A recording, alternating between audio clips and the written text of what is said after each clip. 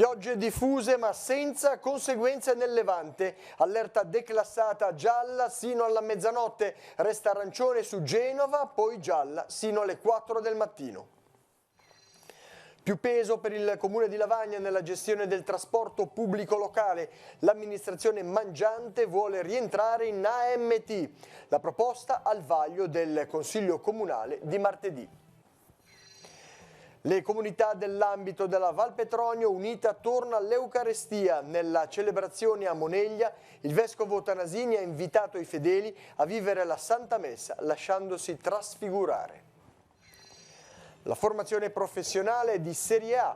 A dirlo la Regione in visita all'Accademia del Turismo di Lavagna. Inaugurato una sala per lezioni e laboratori che sarà anche aperta al territorio. Ricollocata nei nuovi spazi della Galleria Rizzi di Sesti Levante l'opera Ruggero e Alcina, tela del XVII secolo di Giovanni Draghi ispirata all'Orlando Furioso. Buonasera, buonasera a tutti gentili telespettatori, benvenuti nei nostri studi. Il maltempo in apertura di giornale. L'allerta è stata declassata a gialla sul Levante ed estesa sino alla mezzanotte. Gialla anche sul Ponente in Val d'Aveto, resta arancione invece per i bacini di Genova e Savona e rispettivi entroterra dove passerà a gialla dalla mezzanotte sino alle 4 del mattino. I temporali hanno interessato soprattutto la zona tra l'Elba e la Toscana, tuttavia permangono condizioni di tempo perturbato con precipitazioni diffuse e la possibilità di temporali anche forti. Nelle zone centrali della regione il grado di saturazione del terreno a seguito delle piogge nei giorni scorsi ha reso il territorio più vulnerabile e quindi è necessaria una maggiore attenzione al verificarsi dei fenomeni più intensi. Ora andiamo a vedere un servizio realizzato dalle colleghe del Cittadino di Genova relativa all'alluvione che nei giorni scorsi ha colpito Gavi, colpendo in particolare l'oratorio dei Turchini. Vediamo. Che cosa è successo? Diciamo che sono i locali adiacenti, non è proprio... però è già un bel danno, perché l'oratorio fortunatamente non ha avuto di danni, però tutti i locali adiacenti sono distrutti praticamente. Che cosa è successo nella notte e lei dove si trovava in quel momento? Io in quel momento mi trovavo in casa e rispondevo al telefono perché c'era un sacco di telefonate, il paese era isolato e quelli che volevano andare a fare paese non potevano rimanere, quindi hanno dormito a Gavi. Anch'io ho ospitato persone in casa perché non riuscivano a uscire dal paese, era tutto chiuso e tutto isolato. C'è stato anche dello spavento da parte vostra? Sì, io ho ricevuto le fotografie che ero a lavorare, me le hanno mandate al lavoro la fotografia, il mio collega sotto, e sono rimasto basito perché dici, stai qua a fare sacrifici, pulizie, siamo sempre qua a pulire, cosa. E poi ti trovi tutto distrutto. Che cos'è che ha causato anche tutte queste distruzioni? È nata la montagna, sì, ma acqua a catinelle proprio, forte. Burrasca, tuoni, lampi, fino verso le 1-2 di notte. Quali sono stati i danni più gravi che ci sono stati qui a Gavi? Beh, certamente il danno più grosso è stato questo dell'oratorio, poi so che ci sono alcune famiglie sfrattate, evacuate e poi ci sono altre frane. Per esempio ho saputo che andando avanti c'è un capannone che è stato invaso dalla frana, è colpito dalla frana e basta. Come chiese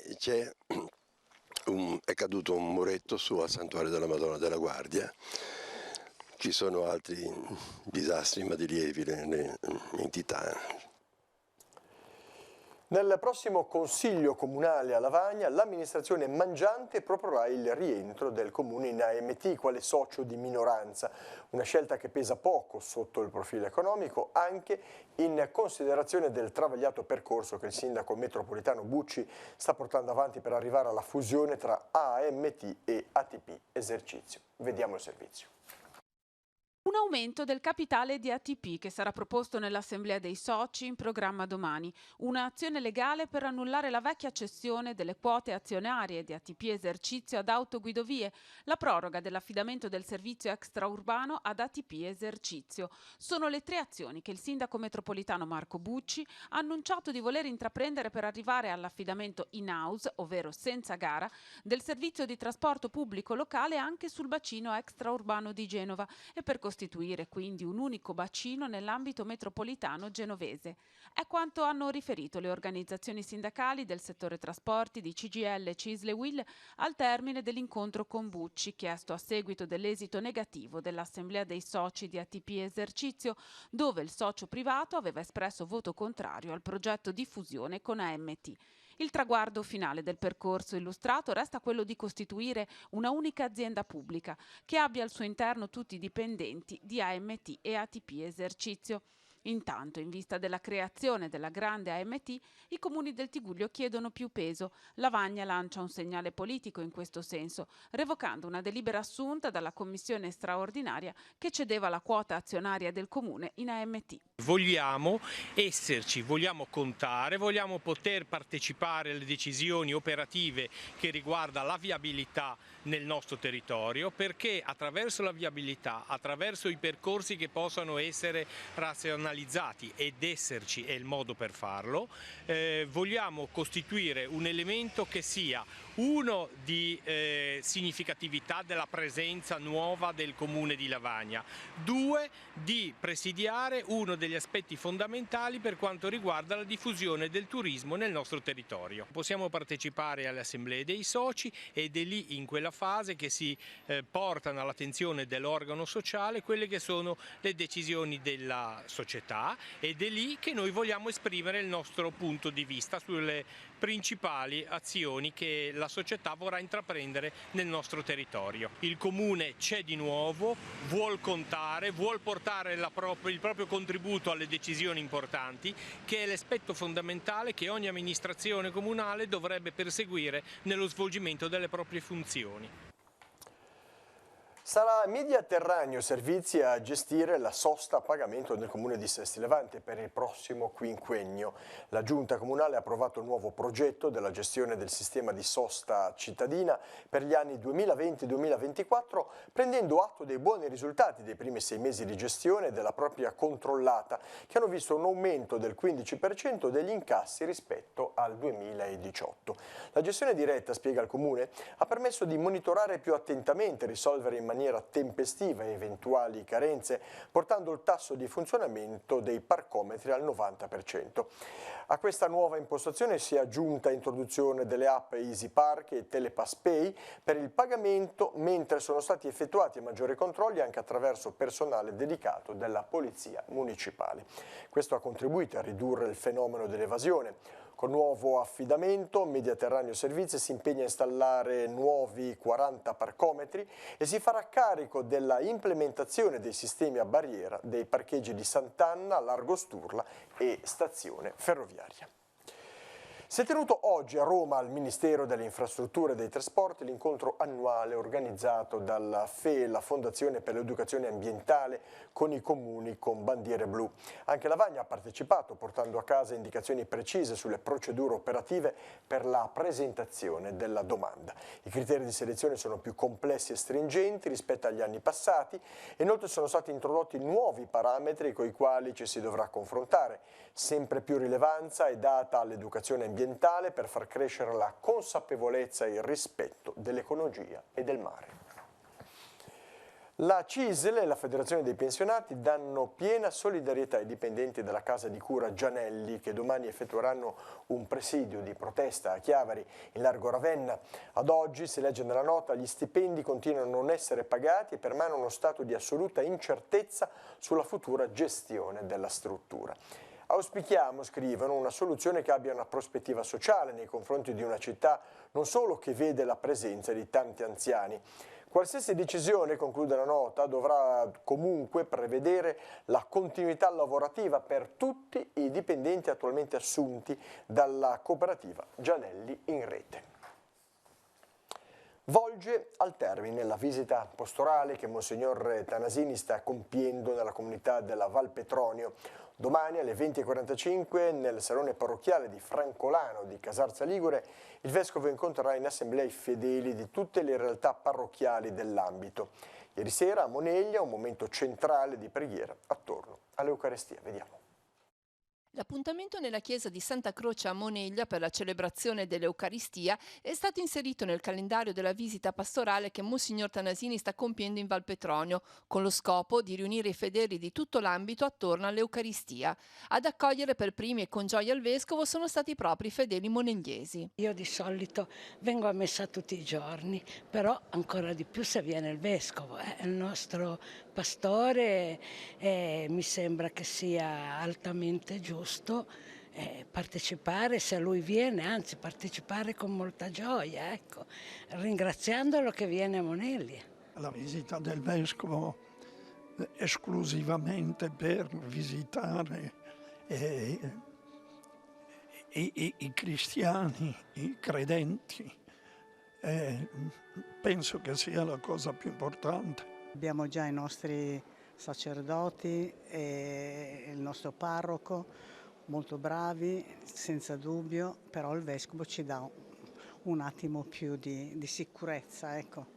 Il cuore del momento di incontro e di preghiera è stata proprio l'Eucaristia, segno di unità.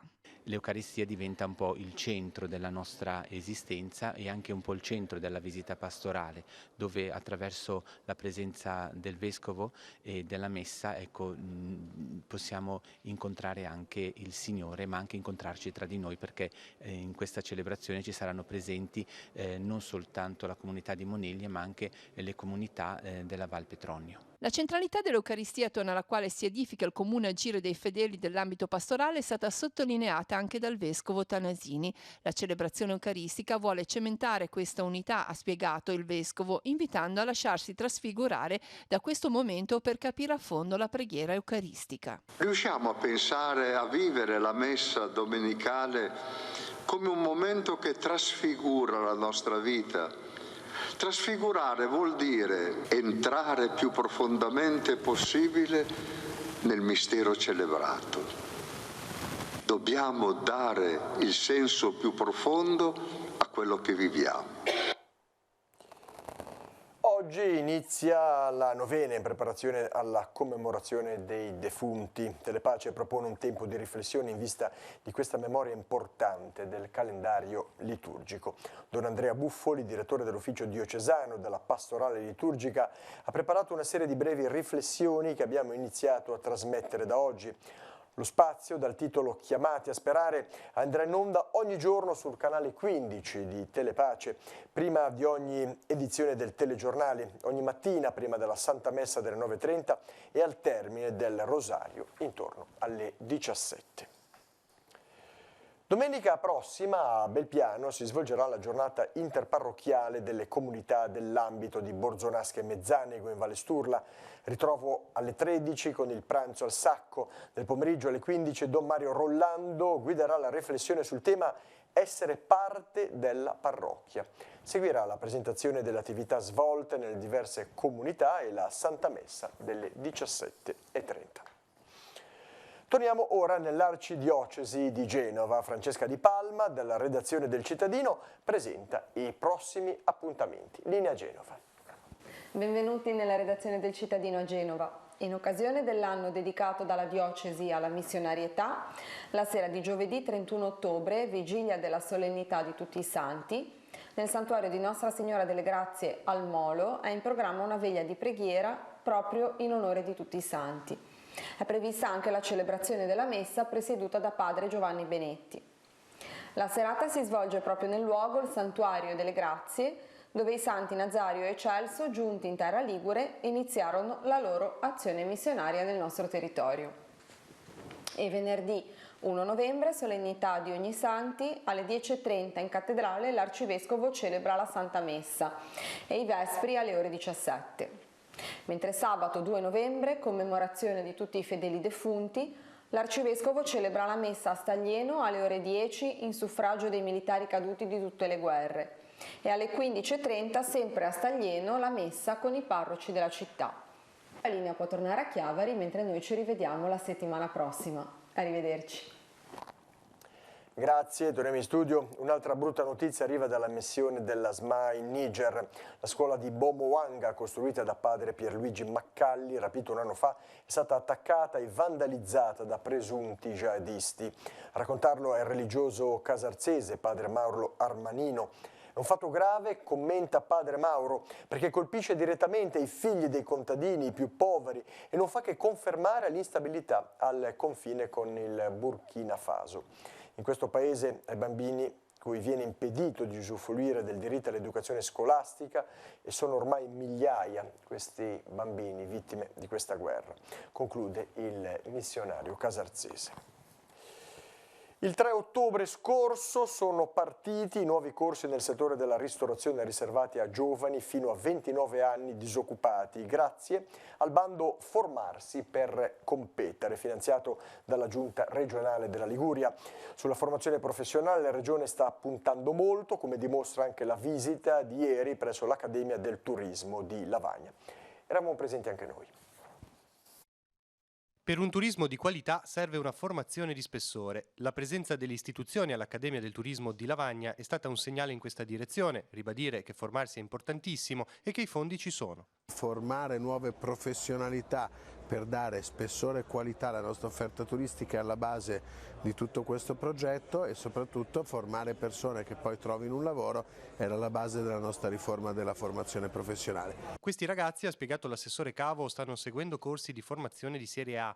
Lo dicono gli investimenti sul settore, aggiunto, e lo dicono i numeri legati all'esito occupazionale, tanto che il prossimo Salone Orientamenti di Genova è stato dedicato al saper fare. Il saper fare è sempre più importante, lo dice il mercato, lo dicono i numeri, e quindi l'invito a tutti dopo questa visita è dal 12 al 14 novembre Salone Orientamenti, pensato per i giovani, per gli insegnanti, per i centri e soprattutto per le famiglie che poi devono accompagnare i giovani nelle scelte. Nella programmazione didattica dell'Accademia del Turismo, d'altra parte, sono state coinvolte aziende e associazioni, Confindustria, Ugal, Liguria Together, Portofino Cost, Leoni Consulting e il Comune di Lavagna. Perché abbiamo sottolineato stamattina come sia importante mettere insieme territorio, imprese, per dare un futuro concreto ai ragazzi e che possano vedere che davvero per loro c'è un futuro lavorativo e quindi un futuro di vita. La visita delle istituzioni è coincisa con l'inaugurazione di una nuova sala destinata a dimostrazioni, lezioni e laboratori, uno spazio che, nelle intenzioni dell'Accademia, vuole essere aperto al territorio. Utilizzeremo lo spazio per i nostri percorsi, ma poi ci piacerebbe che diventasse anche uno spazio che i produttori, gli chef, tutti coloro i quali vogliono fare dimostrazioni, show cooking e fare momenti di aggiornamento professionale sappiano di poter utilizzare. In quasi 20 anni è riuscita a sottrarre oltre 440.000 euro a 19 correntisti, dei quali si appropriava dei risparmi invece di versarli nei rispettivi conti. È l'accusa che la Procura della Repubblica ha formulato a carico di una donna, 58enne, unica dipendente di un ufficio postale in un paese della Valle Scrivia. La donna è stata arrestata dai carabinieri perché è ritenuta responsabile di peculato, falso ideologico e materiale in atto pubblico, autoriciclaggio ed accesso abusivo al sistema informatico. Le indagini sono iniziate a inizio 2019 per la denuncia di alcuni clienti che si sono accorti di ammanchi nei loro risparmi. Le indagini hanno scoperto che la donna in questi anni avrebbe prodotto libretti cartacei falsi dove annotava le varie operazioni condotte dai clienti. In questo modo a loro risultava una disponibilità di denaro che in realtà non c'era più. Dei 440.000 euro sottratti, solo la metà sono contestabili perché nel frattempo è intervenuta la prescrizione. Alla presunta truffatrice sono stati confiscati 2 appartamenti e conti correnti. I militari dell'Arma ipotizzano che le somme sottratte possono essere state anche perse nel gioco d'azzardo. C'è ancora tempo fino a domani per i contribuenti interessati per presentare il modello 730 integrativo. Come dice la parola stessa, questa scadenza interessa coloro i quali si siano accorti di avere fatto degli errori in sede di compilazione di dichiarazione dei redditi e debbano ora rettificare dimenticanze o importi sbagliati. Facciamo il punto nel nostro sportello Economia. La sigla.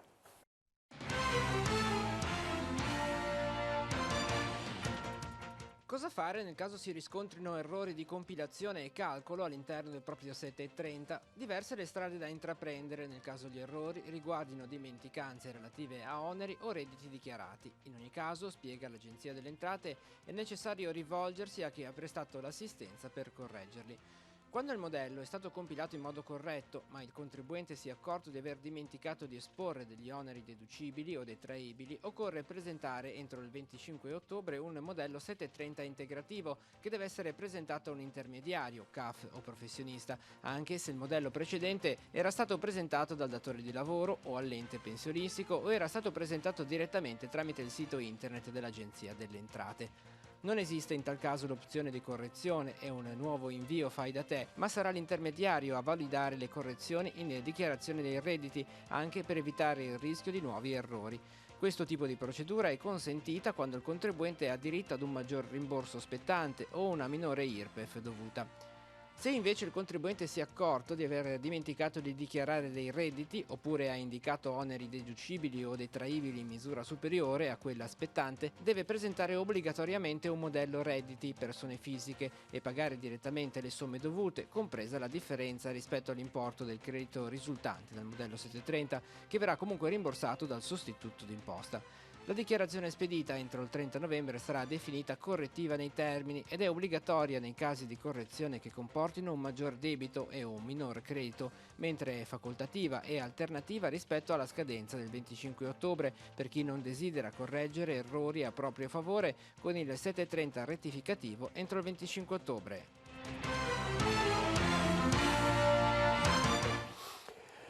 Al via domani sera alle 20:45 presso l'auditorium delle Clarisse Link Rete di Giovani per Rapallo, contenitore di idee e proposte per migliorare la città realizzato dai ragazzi e rivolto ai ragazzi.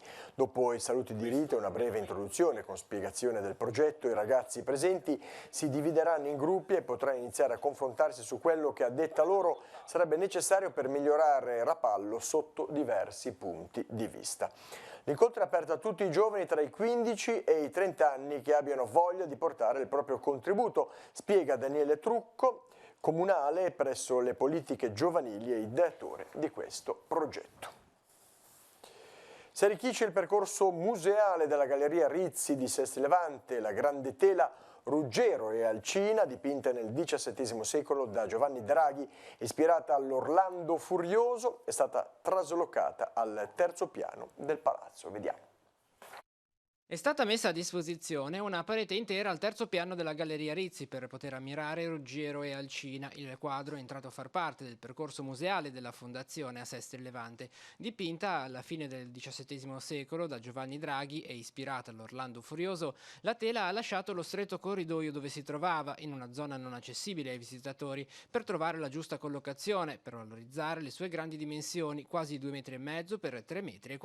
Abbiamo ritenuto opportuno riportarlo in una sala dove poterlo meglio indagare e quindi riscoprire, perché da tempo non se ne parlava. Questo è uno dei tesori riscoperti per la Galleria Rizzi, ce ne sono altri da valorizzare.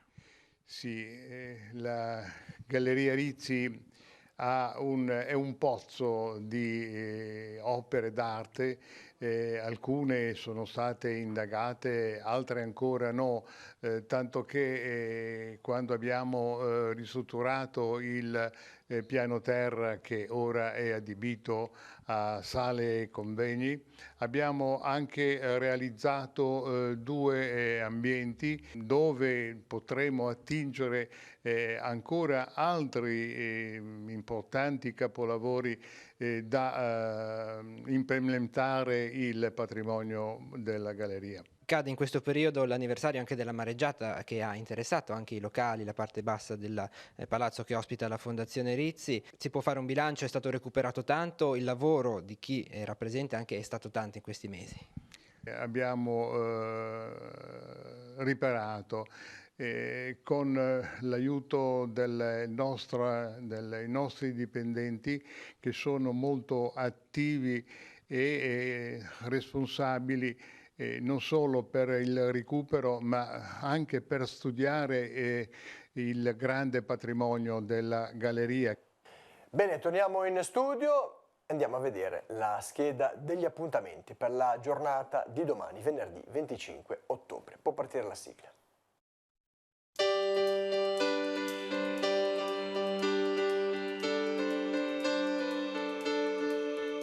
Appuntamenti in agenda per venerdì 25 ottobre. Apertura alle visite del Museo Archeologico di Chiavari in via Costaguta, dalle 9 alle 14.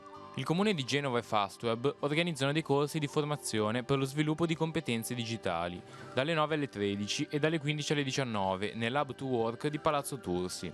Apertura alle visite di Ultima, la mostra d'arte conclusiva dell'esperienza della Galleria Cristina Busi di Chiavari, dalle 10 alle 12 e dalle 16 alle 19.30, in via Martiri della Liberazione 195. Apertura alle visite del Museo del Merletto di Villa Tigullio a Rapallo, dalle 14 alle 18. Proseguono a Chiavari i corsi di cultura, dalle 15 alle 18.30 in via delle Vecchie Mura 1, l'appuntamento dedicato alla storia dell'arte, con Roberto Altman che terrà una lezione su Cézanne e Degas. Festa dell'ES, organizzata dal Liceo Marconi del Pino, nel plesso Maria Luigia in via Santa Chiara a Chiavari. Dalle 16 gli studenti esporranno le caratteristiche e le attività del liceo economico-sociale. Continua il ciclo di iniziative organizzate dall'Università di Genova per celebrare Dante nel triennio che ci separa dal settecentenario dalla morte. Alle 16, nell'aula Poggi di via Balbi 5, Silvia Diacciati terrà una lezione dedicata alle fazioni della città di Firenze al tempo di Dante.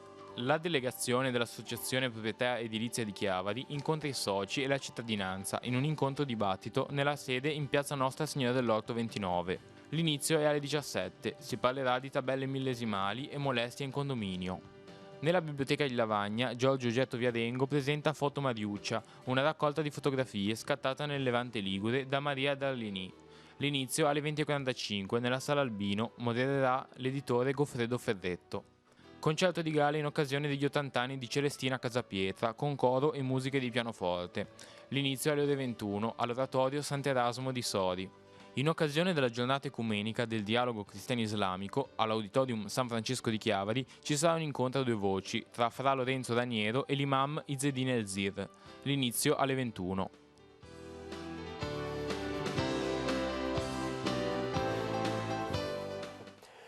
Ancora una notizia prima di chiudere. Questa sera al Cinema Mignon di Chiavari sarà proiettato il film Solo cose belle, ispirato all'esperienza della casa famiglia Papa Giovanni XXIII. L'iniziativa è promossa dall'Associazione Amici di Simone Tanturli e Famiglie per l'Accoglienza e dalla parrocchia di San Giacomo di Rupinaro. La proiezione avverrà alle 21:30. Bene, questa era l'ultima notizia del nostro giornale. Il prossimo appuntamento con l'informazione, come sempre, rinnovato a domani alle 12:45 con il Tigullio Oggi. Io mi fermo qui, vi ringrazio per la vostra cortese attenzione e vi auguro una buona serata con i programmi della nostra rete. Arrivederci.